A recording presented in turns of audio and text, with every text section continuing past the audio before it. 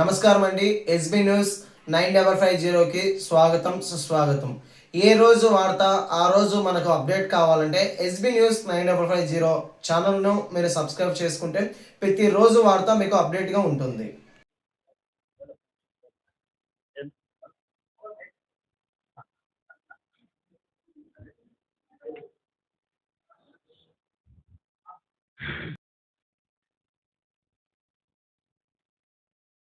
రాష్ట్ర వ్యాప్తంగా రైతు భరోసా అనే పేరుతో ఒక పథకాన్ని ప్రారంభించి రైతులకు సేవ చేయడం, పంట పెట్టుకోవడానికి ఆర్థిక సహాయాన్ని అందించడం వైఎస్ఆర్ కాంగ్రెస్ పార్టీ ప్రభుత్వంలో మొదలైంది. ఇప్పుడు మా ప్రభుత్వం పోయి కూటమి ప్రభుత్వం ఏర్పడిన తర్వాత ఆ పథకాన్ని పేరు మార్చినారు. అన్నదాత సుఖీభవ అని పెట్టినారు. పేరేదైనా పర్వాలే, ప్రయోజనమే ముఖ్యం. రైతుల యొక్క ప్రయోజనమే ముఖ్యం.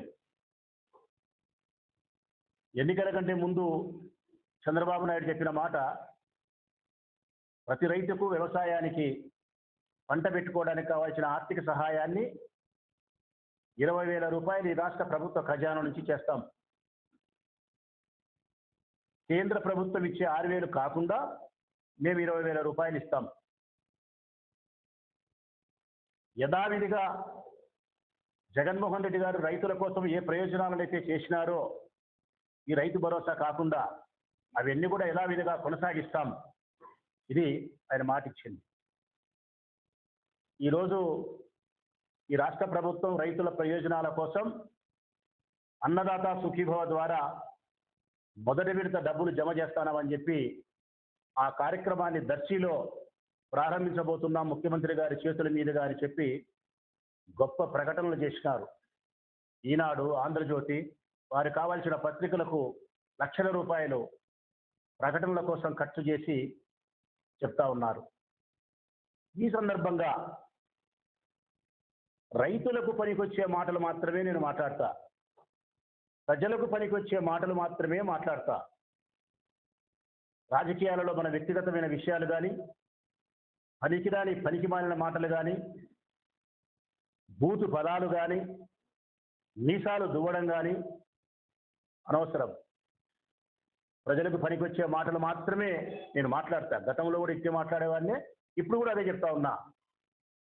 నేను మాట్లాడే ప్రయోజనాలకు, రైతులకు సంబంధించిన విషయాలను ఏవైతే ప్రస్తావిస్తానో, కొన్ని ప్రశ్నలను రైతుల పక్షాన నేను ఈ ప్రభుత్వాన్ని ప్రశ్నిస్తా ఉన్నానో, వాటికి కడప నుంచి మొదలై ఈ రాష్ట్రంలో నలుమూల వరకు తెలుగుదేశం పార్టీకి సంబంధించిన ఏ ఒక్క నాయకుడైనా, ఈ కూటమిలో ఏర్పడినటువంటి ఏ ఒక్క నాయకుడైనా రైతుల కోసం ఎందుకు ఎగరగొడుతున్నారు, ఈ ప్రశ్నకు మీరు సమాధానం చెప్పాలా. ఓట్ల అవసరం ఉన్నప్పుడు ఒకలాగా, ఓటు అవసరం తీరిన తర్వాత వారిని గాలి వదిలేసి ఈ విధి విధానానికి మీరు ఏం సమాధానం చెప్తారు అని నేను ప్రశ్నిస్తా ఉన్నా. రెండవది, పోయిన సంవత్సరం ఇవ్వాల్సినటువంటి రైతులకు పెట్టుబడి సహాయాన్ని ఏదైతే మీరు పేరు మార్చి అన్నదాత సుఖీభవ అని చెప్పినారో, ఆ అన్నదాత సుఖీభవ ద్వారా పోయిన సంవత్సరం ఇవ్వాల్సినటువంటి 20,000 రూపాయలు ఎందుకు ఇవ్వలేదు అని అడుగుతా ఉన్నా. మరి గతంలో వైఎస్ఆర్ కాంగ్రెస్ పార్టీ అధికారంలోకి వచ్చినప్పుడు జగన్మోహన్ రెడ్డి గారు 5 సంవత్సరాలు ఇచ్చినాడు. మరి మీరు ఎందుకు ఇవ్వలేకపోతున్నారు? జగన్ విధ్వంసకర్త అయినప్పుడు జగన్ ఈ రాష్ట్రాన్ని విధ్వంసం చేసేవాడని మీరు ప్రచారం చేస్తున్నారు. మరి విధ్వంసం చేసేవాడే 5 సంవత్సరాలు ఇస్తే సంపద సృష్టించే మీరు 6 సంవత్సరాలు ఇవ్వాలి మామూలుగా అయితే. మరి మొదటి సంవత్సరం ఎందుకు ఎగరగొట్టినారు అన్న నా ప్రశ్నకు రైతుల కోసం మీరు సమాధానం ఇవ్వాలా. ఇది కాకుండా వైఎస్ఆర్ కాంగ్రెస్ పార్టీ ప్రభుత్వాన్ని నడిపినప్పుడు ఈ రాష్ట్రంలో రైతులకు 53 లక్షల మందిని గుర్తించినారు. 53 లక్షల మందిని, 53 లక్షల మందికి 5 సంవత్సరాలు వారి అకౌంట్లో జమ చేసినారు 13,500 రూపాయలు. మరి ఈ సంవత్సరం మీరు 46 లక్షల చిల్లర మటుకు మాత్రమే డబ్బులు ఇస్తామంటున్నారు. అంటే 7 లక్షల మంది రైతులకు కోత విధించినారు. ఈ ప్రశ్నకు మీరు రైతులకు సమాధానం ఇవ్వాల్సిన బాధ్యత లేదా అని చెప్పి కూటమిలో ఉండబడిన నాయకులు ప్రశ్నిస్తా ఉన్నా. అన్నదాత సుఖీభవ అన్నారు. అన్నదాత సుఖీభవకు కోత విధిస్తా ఉన్నారు. రైతన్నకు వాత పెడతా ఉన్నారు. ఇది మీకు సరైన పద్ధతి కాదు అని చెప్పి నేను ప్రశ్నిస్తా ఉన్నా రైతుల పక్షాల నుంచి. ఇవి కాకుండా మీరు గత సంవత్సరాన్ని ఈ సంవత్సరానికి పోల్చుకుంటే 2 సంవత్సరాలకు జమ వేస్తే ఈ రాష్ట్ర ప్రభుత్వ ఖజానా నుంచి 40,000 రూపాయలు ఇవ్వాలా రైతుకు. ప్రతి రైతుకు 40,000 రూపాయలు ఇవ్వాలా. ఈరోజు మీరు జమ చేస్తా ఉన్నది 5,000 రూపాయలు. 40,000 రూపాయలు ఇవ్వాల్సినటువంటి రైతన్నకు 5,000 రూపాయలు ఇచ్చి సంఖ్యలు గుద్దుకుండే మీ విధి విధానాన్ని ప్రజలు నవ్వుకోరా? రైతన్న మీ పట్ల చులకనగా పలచనగా మాట్లాడుకోరా? మీ జబ్బలు మీరు తరుచుకుంటే గొప్ప అనిపించుకుంటుందా? ఇవి కాక రైతుల పక్షాన నేను ప్రశ్నించే కొన్ని ప్రశ్నలకు మీరు సమాధానం ఇవ్వాలా. రైతు ప్రయోజనాలకు సంబంధించి ఈ 24 నుంచి మీరు గెలిచినప్పటి నుంచి ఇప్పటి వరకు రబీలో కానీ ఖరీఫ్లో కానీ ఎప్పుడైనా ఇప్పటి వరకు పంట నష్టాన్ని చెల్లించినారా? పంట నష్టాన్ని మీరు చెల్లించినారా? గతంలో వైఎస్ఆర్ కాంగ్రెస్ పార్టీ అధికారంలో ఉన్నప్పుడు ప్రకృతి వైపరీత్యాల వల్ల జరిగే ప్రతి పంట నష్టానికి 30 దినాల్లో చెప్పి రైతులకు అకౌంట్లు జమ చేసినాం. 30 దినాల్లోనే మీరు కావాల్సిన రికార్డ్ చెక్ చేసుకోవచ్చు. మరి ఈరోజు ఎందుకు మీరు ఖరీఫ్ కానీ రబీలో కానీ వరి కానీ శనగ కానీ శనక్కాయ కానీ పత్తి కానీ పంట నష్టం జరిగితే ఇప్పటి వరకు పంట నష్టం మీరు ఎందుకు చెల్లించలే? రెండవది, ఉచిత పంటల బీమా. వైఎస్ఆర్ కాంగ్రెస్ పార్టీ రైతుల పక్షాన వారు బీమా చేసినారు. ప్రభుత్వమే చెల్లించింది డబ్బు. ఈ సంవత్సరం నుంచి మీరు వచ్చినప్పటి నుంచి ఉచిత పంటల బీమా ఎత్తిపెట్టినారు. బీమా సౌకర్యమే లేదు. సరే, మీరంటే ప్రభుత్వం అంటే రైతుల పక్షాన బీమా కట్టలే, ఇన్సూరెన్స్ కట్టలే పాలసీ.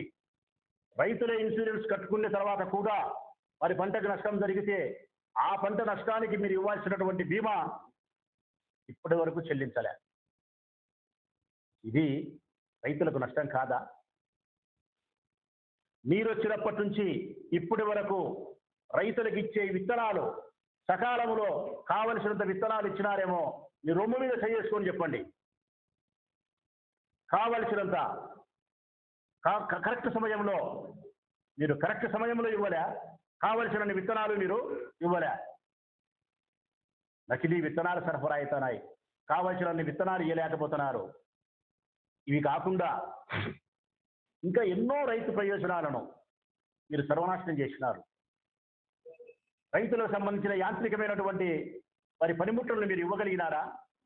ఇవ్వగలిగినామనేది పదన మీరు చెప్పే ప్రయత్నం చేస్తే మండలానికి ఒక వస్తువు, మండలానికి అర వస్తువు, అది కూడా తెలుగుదేశం పార్టీ కార్యకర్తలకు, అది కూడా ఫోటోలకు పోజులు ఇచ్చేదానికి.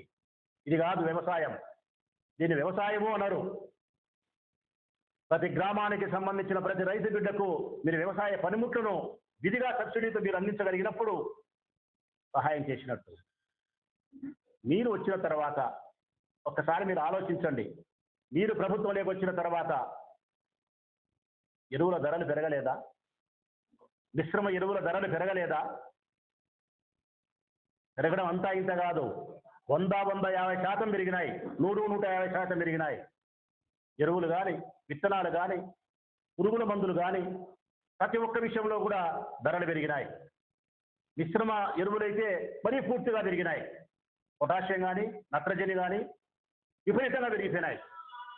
నేను అడుగుతా ఉన్నా ఈ ప్రభుత్వాన్ని రైతుల పక్షాన మీరు పెరిగినాయనే దానికి కూడా కొంత మేము తెలుసుకొని నేను మాట్లాడాలని చెప్పి నేను తెలుసుకొని మాట్లాడుతాను నేను మీతో. మిశ్రమ ఎరువులకు సంబంధించి పెరిగిన ధరలు కూడా 28,0 విపరీతంగా పెరిగింది. 14,35 14 కూడా విపరీతంగా పెరిగింది. 16,20 13 కూడా విపరీతంగా పెరిగింది. 20,20 13 కూడా విపరీతంగా పెరిగింది. ఇవన్నీ కూడా నత్రజని కానీ భాస్వరం కానీ పొటాషియం సంబంధించిన పురుగుల మందులు కానీ విపరీతంగా పెంచినారు. ధరలు పెరిగినాయి. వ్యవసాయం చేయడానికి ఒక పంటను పెట్టడానికి కావలసినటువంటి ధర పెరిగింది. అంటే కూలీల ధరలు కానీ, ఎరువులు కానీ, విత్తనాలు కానీ, సేద్యానికి కానీ, కరెంటు కానీ అన్ని విషయాలలో ధరలు పెరిగినాయి. మరి వ్యవసాయం చేయడానికి రైతుకు ధరలు పెరిగితే మరి పంటకు దిగుబడికి అయిపోయింది. పండించిన పంటకు మాత్రం గిట్టుబాటు ధర లేకుండా పోయింది. గిట్టుబాటు ధర లేకుండా పోయిందనడానికి అనేక రకాల సాక్ష్యాలు, ఉదాహరణలు మీకు కనిపిస్తున్నాయి. పొగాకు రైతు, మామిడి రైతు, మిర్చి రైతు, టమోటా రైతు, మామిడి పళ్ళు రోడ్ల మీద వేస్తున్నారు, టమోటా పళ్ళు రోడ్ల మీద వేస్తున్నారు. పొగాకు గాలికి పోయింది, మిర్చిని పట్టించుకునేవాడు లేడు. మరి ఎందుకు గిట్టుబాటు ధరలు లేవు? ఆ రోజు జగన్మోహన్ రెడ్డి గారి ప్రభుత్వంలో ఉన్నప్పుడు మిర్చికి కానీ, పొగాకు కానీ, మామిడి కానీ, టమోటా కానీ గిట్టుబాటు ధరలు ఇవ్వగలిగినారు. ఈరోజు గిట్టుబాటు ధర ఇచ్చే పరిస్థితి లేదు. ఎక్కడైతే కొనుగోలు వ్యవస్థలు ఉండాలనో అక్కడ ఏర్పాటు చేయలే. కొనుగోలు వ్యవస్థలను ఏర్పాటు చేయాల్సినటువంటి కథ ఈ రాష్ట్ర ప్రభుత్వం పట్టించుకోలే, గాలికి వదిలేసింది. రైతు అనుబంధమైనటువంటి నిర్ణయాలు ఈ రాష్ట్ర ప్రభుత్వం ఒక్కటి కూడా తీసుకోలే. కారణం, ఈ ప్రభుత్వం రైతులకు అనుకూలమైనటువంటి ప్రభుత్వం కాదు. రైతు అనుబంధమైనటువంటి నిర్ణయాలు తీసుకునే శక్తి, ఇష్టం ఈ ప్రభుత్వానికి లేదు. కారణం, చంద్రబాబు నాయుడు ఎప్పుడో చెప్పినాడు, ఎప్పుడో తన పుస్తకంలో రాసుకున్నాడు, వ్యవసాయం పండగ కాదు దండగా అని చెప్పినాడు. ఐటీని డెవలప్ చేయాలా అని చెప్పినాడు. పల్లెల్లో వ్యవసాయం వదిలేసి పట్టణాలకు రాండి అని చెప్పినాడు. అక్కడ రియల్ ఎస్టేట్ వ్యాపారాలు చేయండి అని చెప్పినాడు. భూములలో పంట పండించకుండా, వ్యవసాయం చేయకుండా రియల్ ఎస్టేట్ వ్యాపారం చేయమని చెప్పినాడు. వ్యాపారాలు చేసి అందరూ బతికితే మరి చంద్రబాబు నాయుడుకు, నాకు, మీకు అందరికీ భూమి ఎవరు పెట్టారన్నా? భూమి ఎవరు పెట్టారు? ఈ రాష్ట్రానికి భూమి ఎవరు పెట్టారు? ఈ దేశానికి ఎవరు భూమి పెట్టారు? మరి వ్యవసాయం దండగాని చెప్పినటువంటి ఈ పెద్ద మనిషి రైతులకు అనుకూలమైనటువంటి ప్రయోజనాలను పర్యవేక్షించగలుగుతాడు, చేయగలుగుతాడు నమ్మకం ఎవరికీ లేదు. ఏ ఒక్క రైతన్నకు కూడా ఆ పరిస్థితుల్లోనే లేరు. ఇవి కాకుండా ఇంకా మేము ఎన్నో ప్రశ్నలు సంధిస్తా ఉన్నాం. కొనుగోలు వ్యవస్థలను నిర్వీర్యం చేసినావు నువ్వు. పూర్తిగా కేంద్ర ప్రభుత్వం ద్వారా ఏర్పాటు చేయాల్సినటువంటి ప్రభుత్వం ద్వారా ఏర్పాటు చేసి కొనుగోలు వ్యవస్థలను నిర్వీర్యం చేసి సర్వనాశనం చేసినారు. వ్యవసాయాన్ని పూర్తిగా భ్రష్టు పట్టించినారు. ఈరోజేమో మీరు గొప్పగా రైతులకు మేలు చేస్తానని చెప్పి 5,000 రూపాయలు వాళ్ళ అకౌంట్లో వేసి 40,000 రూపాయలు ఇవ్వాల్సింటే మాది గొప్ప ప్రభుత్వం, సూపర్ 6 మేము హామీలు చేస్తున్నాం. నిజంగా మీరు సూపర్ 6 6 పథకాలను అమలు చేస్తామనేది నిజమే అయితే మీరు రైతులకు సంబంధించిన 2 సంవత్సరాలకు సంబంధించిన 40,000 రూపాయలు జమ చేయాలా. 53 లక్షల మంది రైతులకు మీరు జమ చేయాలా. గిట్టుబాటు ధరను మీరు కల్పించాలా. కొనుగోలు కేంద్రాలను పటిష్టం చేయాలా. విత్తనాలను సకాలంలో కావలసినన్ని మీరు ఇవ్వాలా. వ్యవసాయ పనిముట్టును అందరికీ రాజ్యాంగబద్ధంగా మీరు అందించగలగాల. పండించిన పంటలకు పత్తి కానీ, పొగాకు కానీ, మినుము కానీ ఏదైనా సరే గిట్టుబాటు ధరలను కల్పించి వారు పండించిన పంటకు వారికి కావలసినటువంటి ధరను మీరు ఇప్పించగలిగిన స్థితికి రావాలా. ఇవన్నీ మీరు చేయకుండా 5,000 రూపాయలు వాళ్ళ చేతుల్లో పెట్టి తూతూ మంత్రం అని చెప్పి మాటలు చెప్పి ఇది గొప్ప ప్రభుత్వం అని చెప్పి స్తంభాలు పలికే పరిస్థితికి మీరు దిగజారిపోయినారు. మేము ఇంత పద్ధతి ప్రకారము మిమ్మల్ని ఇంత గౌరవంగా మిమ్మల్ని అడిగేటప్పుడు, ఇంత పద్ధతిగా మిమ్మల్ని ప్రశ్నించినప్పుడు బాధ్యత కలిగిన ఈ ప్రభుత్వం రైతుల కోసమైనా సరే, మా కోసం కాకపోయినా రైతుల కోసమైనా సరే మర్యాదపూర్వకమైనటువంటి భాషతో మీరు సమాధానం ఇవ్వాలి కదా. మీరు ఇవ్వరు. మేము సూపర్ 6 అంటాం, సంక్షేమ పథకాలు అంటాం, ప్రజాస్వామ్యం అంటాం, ప్రజల యొక్క పేదరికం అంటాం. మీరు అవి మాట్లాడండి. మీరు లిక్కర్ స్కామ్ అంటారు, కేసు అంటారు, జైలు అంటారు, బెయిల్ అంటారు, నెల్లూరు జగన్ పర్యటన గుంతల దువ్వు అంటారు, పోలీసు అంటారు, 2,000 మంది పోలీసులు అంటారు, భారతం అని తిప్పారు, జగన్మోహన్ రెడ్డి తిప్పారు, నన్ను జైల్లో పెట్టమంటారు, సతీష్ని జైల్లో పెట్టమంటారు. ఇది మీరు మాట్లాడండి. ఇవి వద్దు. ఒకవేళ మీరు జైల్లో పెట్టాలనుకుంటే చట్టం తాను పనితీరాలను కానీ, ఉద్యోగస్తుల ప్రయోజనాలు కానీ, నిరుద్యోగుల ప్రయోజనాలను కానీ, మహిళల యొక్క ప్రయోజనాలను కానీ, పేదరికంలో ఉండే కుటుంబాల యొక్క అవసరాలను కానీ మేము ప్రస్తావిస్తాం, మిమ్మల్ని ప్రశ్నిస్తాం, పోరాటం కొనసాగిస్తానే ఉంటాం, ఉద్యమాలు చేస్తానే ఉంటాం. మీరు ఎన్నెన్న కేసులు పెట్టండి, ఎన్నిసార్లు మమ్మల్ని జైలుకి పంపండి, మా పంతా మాత్రం ప్రజల కోసం మారదు. దయచేసి మిమ్మల్ని రిక్వెస్ట్ చేస్తా ఉన్నా, ఎవరి కోసం సమాధానం ఇవ్వకపోయినా, ఎవరి విషయంలో మీరు న్యాయంగా ప్రవర్తించకపోయినా కనీసం బోవెట్టే రైతన్నల కోసం ఉన్న న్యాయంగా ప్రవర్తించండి. బోవెట్టే రైతన్న కోసం ఉన్న సమాధానం ఇవ్వండి. నేను అడిగిన ప్రశ్నలకు పద్ధతి ప్రకారం మీరు సమాధానం చెప్తారని ఆశిస్తూ సెలవు. ఎప్పుడు జైల్లో వేస్తారు అనే ప్రశ్న కంటే మీరు ఎప్పుడు మా పిల్లలకు పెళ్లి చేసినామా చేయలేదా, ఈ ప్రజలకు ఏం అవసరం అన్నా నాకు తెలియకడుగుతా. మనం ఎవరికి సుఖంగా ఉంటే ఏముంది, ఎవరు సత్య ఏముంది, బతికితే ఏముంది, ఎవరు జైలుకి పోతే వాళ్ళకి ఏం అవసరం ఉంది వాళ్ళకు. జగన్ జైలు ఎప్పుడు కట్టారనే దానికంటే ఏ ఉక్కు ఫ్యాక్టరీ ఎప్పుడు కట్టావు అని అడిగితే నేను సంతోషించింది, ప్రజలు సంతోషించింది. 20,000 40,000 ఇవ్వాల్సిన రైతులకు 5,000 ఇస్తానవే ఎట్లా, ప్రజలు మమ్మల్ని మెట్టో కొట్టారు, 40,000 ఎప్పుడు ఇస్తావు సార్ అంటే ప్రజలు నిన్ను హర్షిస్తారు. అంటే ప్రజా ప్రయోజనాలను పరిరక్షించడానికి అడగాల్సిన ప్రశ్నలు అడగకుండా, వాటి కోసం ప్రయత్నం చేయకుండా, వ్యక్తిగతమైనటువంటి దురుద్దేశముతో జగన్ను మమ్మల్ని బాధపెట్టే కోణంలో జైల్లో పంపాలా మరొకటి పంపాలని దూషించే మాటలు రాజకీయాలలో పెద్ద ఫలితాలను మీకు ఇస్తాయని చెప్పి నేను ఆశించడం లేదు. ఇది కాళ్ళ చూపే తప్ప తలచూపు కాదు. ఇంకా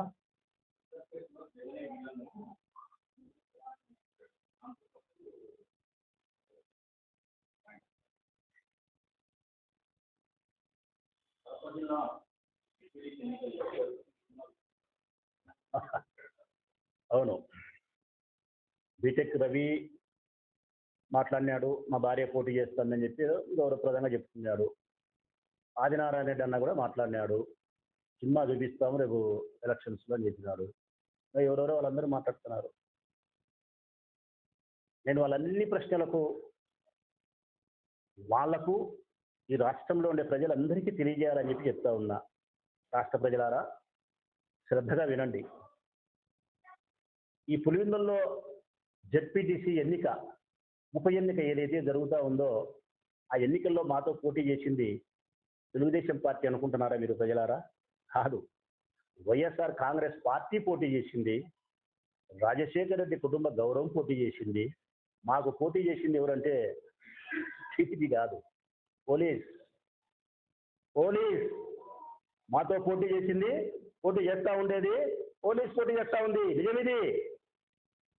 తెలుగుదేశం పార్టీ కాదు మాతో పోటీ చేస్తూ ఉండేది, పోలీసులు మాతో పోటీ చేస్తున్నారు. రేపు జరగబోయేది అదే. నిజంగా పోలీసులు నేను విజ్ఞప్తి చేస్తా ఉన్నా, ఈ రాష్ట్రంలో ఉండే పోలీస్ శాఖనే ఈ ఎన్నికలలో చిన్న ఎన్నిక, మీకు ఆఫ్రాలే 10,000 ఓట్లు ఉండే ఒక జెడ్పీటీసీ ఉప ఎన్నిక, రాష్ట్రంలో ఎక్కడ ఎన్నికలు జరగకుండా జిల్లాలో 2 చోట్ల మాత్రం ఎన్నికలు జరిగేటప్పుడు మీకు ఉండబడిన మెన్ను చాలా ఎక్కువ ఉంటుంది, పిలిపించుకుంటారు, 2 చోట్లే కేంద్రీకరిస్తారు. పులివెందుల, ఒంటిమిట్ట పోలీస్ బలగాలు ఎక్కువ ఉంటాయి, మీ దృష్టి ఎక్కువ వాళ్ళ మీద ఫోకస్ చేయొచ్చు. మరి నిజంగా మీరు నిజాయితీగా పనిచేస్తే నా విజ్ఞప్తి ఒకటే పోలీసులకు. మొట్టమొదటిది, పులివెందులలో జరిగే జెడ్పీటీసీ ఎన్నికల్లో వారమే టైం ఉండేది. 5వ తారీఖు అయిపోతుంది విత్డ్రాయలన్నీ, 6 నుంచి క్యాన్వాస్కి పోవాలా, 12 ఎలక్షన్ వస్తా, అయితే 5 రోజులు ఉన్నాయి. ఈ 5 రోజులు ఒక్క గొడవ జరగకుండా, ఒక్క అవాంఛనీయ సంఘటన జరగకుండా మీరు ఎన్నికలు జరపలేరా అని అడుగుతున్నా పోలీసు వాళ్ళని.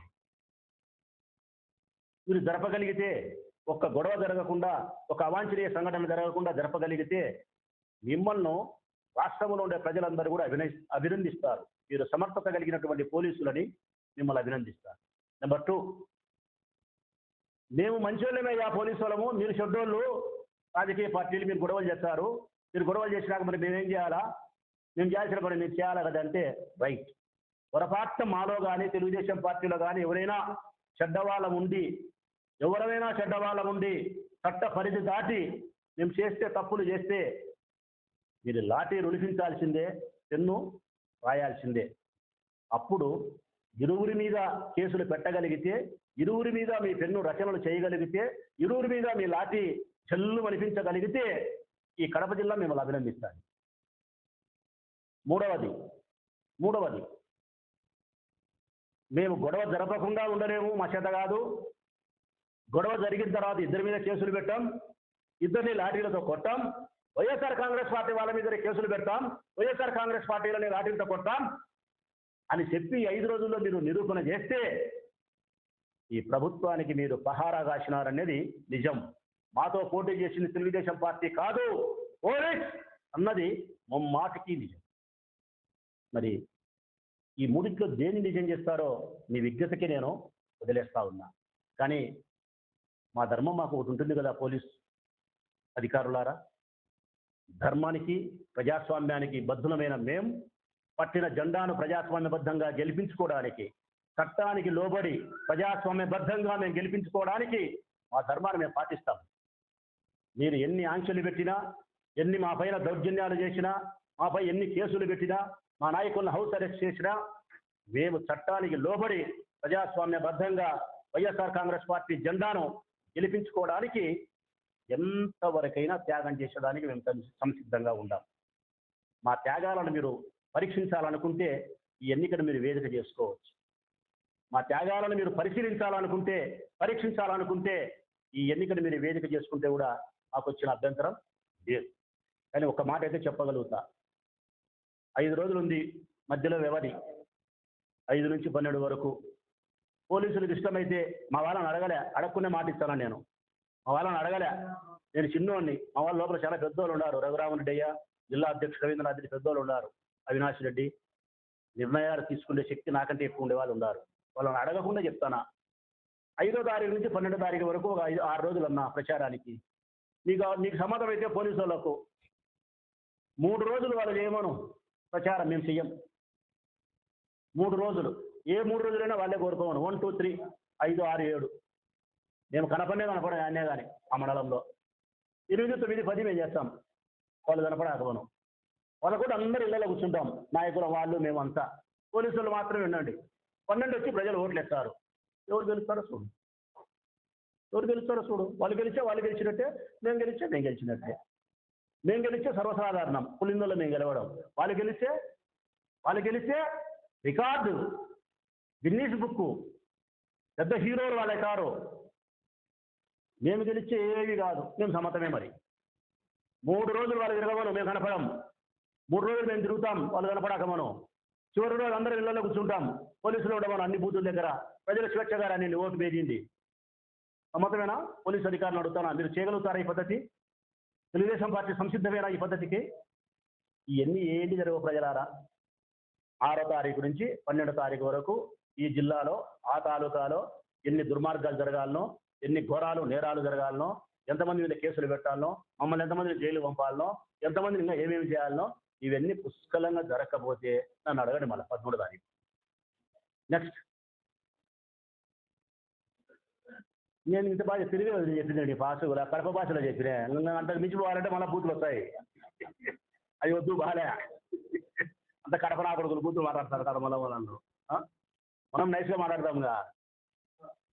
అదే కదా నేను చెప్పింది. ఇప్పుడు చూడు, 13వ తారీఖు మీరు 12వ తారీఖు లోపల మా మీద ఎన్ని కేసులు ఉంటాయో, ఎంతమందిని కొడతారో, వాళ్ళే కొట్టి కేసులు పెడతారో.